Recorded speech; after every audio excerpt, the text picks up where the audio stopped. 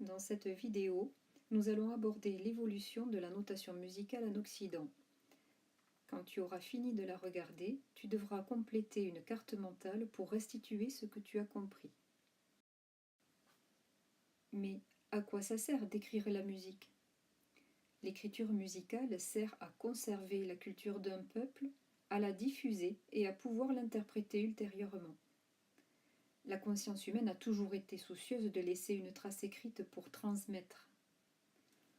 Un codage permet d'avoir des indications sur la hauteur, la durée, l'intensité, la hauteur, afin de pouvoir exécuter et interpréter une musique. Le besoin de représenter la musique par un système de notation s'est manifesté dans la plupart des civilisations anciennes. Dès lors, de nombreux systèmes d'écriture font leur apparition. On retrouve notamment en Syrie des traces de notation musicale à peu près aussi anciennes que l'écriture, au XIVe siècle avant Jésus-Christ, comme en témoignent ici les tablettes des chants ourites exposés au musée du Louvre qui semble être la trace la plus ancienne retrouvée de la notation musicale. Au-dessus de la double ligne que vous pouvez voir ici se trouve le texte de l'hymne. Au-dessous de cette double ligne se trouve, ici, la partition musicale. Mais les premières traces de partitions notées sur papyrus datent du IIe siècle avant Jésus-Christ et présentent un extrait d'Oreste d'Euripide composé en 408 avant Jésus-Christ.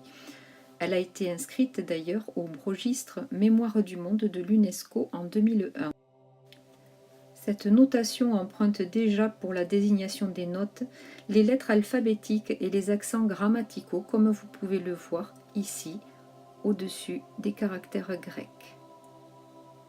À droite, la chanson de Seikilos, datée de 128 avant Jésus-Christ, est le plus ancien exemple découvert à ce jour sur Terre d'une composition musicale complète avec sa notation gravée sur une colonne de marbre. Une nouvelle étape est franchie vers 510 après Jésus-Christ grâce au traité de Boès, philosophe romain, dont l'intention était de fournir un texte de référence pour l'enseignement de la musique en transcrivant la notation grecque en notation latine et en posant les premières bases de la théorie musicale. On peut distinguer trois étapes essentielles au Moyen Âge: l'apparition des neumes au IXe siècle, la mise au point progressive de la portée et des notes au milieu du Xe siècle et les figures rythmiques un peu plus précises à partir du XIVe siècle. Les lettres latines n'étant pas obligatoirement faciles à déchiffrer, l'écriture musicale se développe à partir du IXe siècle autour de signes graphiques servant d'aide-mémoire. Les neumes renseignent l'exécutant sur le sens que doit prendre la ligne mélodique. Placés au-dessus de chaque syllabe du texte, les neumes s'apparentent aux signes de ponctuation de notre écriture. Ils servaient d'aide-mémoire à une époque où les vocalises devenaient de plus en plus longues dans le chant religieux.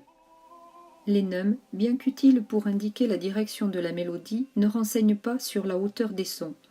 Alors vers le Xe siècle, on a l'idée de placer les neumes de part et d'autre d'une ligne pour indiquer la hauteur. Parallèlement apparaît un autre système développé par le théoricien Huguebald de Saint-Amand qui eut l'idée d'utiliser des lettres de l'alphabet romain pour identifier le degré correspondant à chaque neume. Dans le troisième exemple, on avance petit à petit vers la précision en traçant une ligne rouge pour le Fa et une ligne jaune pour le Do. On indique le nom de la note par une lettre dans la marge, F qui veut dire Fa et C qui veut dire Do. C'est là l'origine des clés de Do et de Fa. Mais d'où vient alors le nom des notes de musique? Au XIe siècle, Guy d'Arezzo, moine et professeur de musique, étend l'utilisation des lignes et des clés. Il organise les neumes sur 4 lignes interlignes pour préciser les hauteurs. Il va ainsi imposer un système pour uniformiser l'écriture musicale en leur attribuant un nom. Il choisit un poème mis en musique dont il reprend la première syllabe de chaque vers afin de procurer à ses élèves un moyen mnémotechnique pour situer et nommer les notes. Il s'agit de l'hymne à Saint Jean-Baptiste.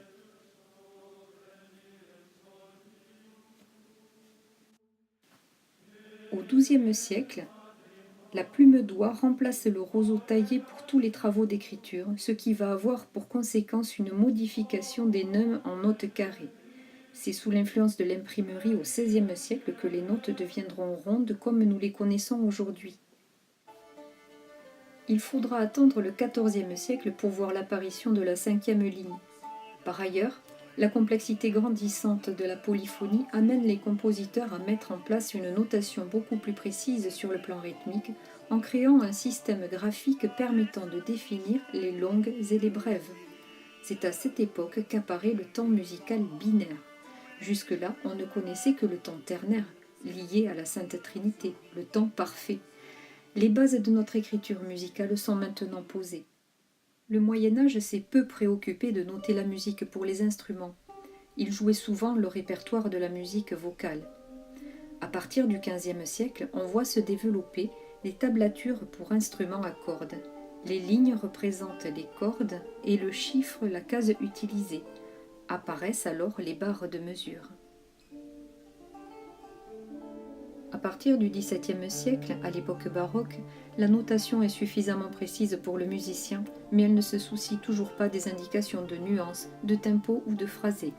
Les seules nouveautés résident dans la codification des ornements et dans le chiffrage, qui permet la réalisation des accords à partir d'une ligne de basse, comme vous pouvez le voir dans cet exemple.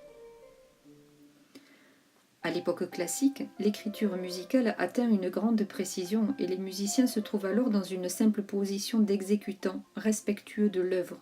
Tout ce qui manquait est noté, comme vous pouvez le voir dans l'exemple de cette sonate de Mozart. Le romantisme ne fera que développer à l'extrême les notations afin que les interprètes exécutent le plus fidèlement possible la pensée du compositeur. Mais que se passe-t-il à l'époque moderne ? C'est quoi tous ces signes bizarres ? À partir du XXe siècle, on voit apparaître de nouveaux systèmes de notation liés à de nouveaux langages musicaux. Certains compositeurs remettent en cause et renoncent parfois aux 5 lignes de la portée et aux signes usuels mis en place entre les XVIIe et XIXe siècles, au profit d'une notation graphique. Pour répondre à des besoins spécifiques, ils créent des signes qui s'apparentent souvent à un langage personnel et à de nouvelles sonorités. Le développement de la musique assistée par ordinateur a sorti la partition de sa première place imposante, ne devenant pas une nécessité absolue pour exécuter une œuvre musicale.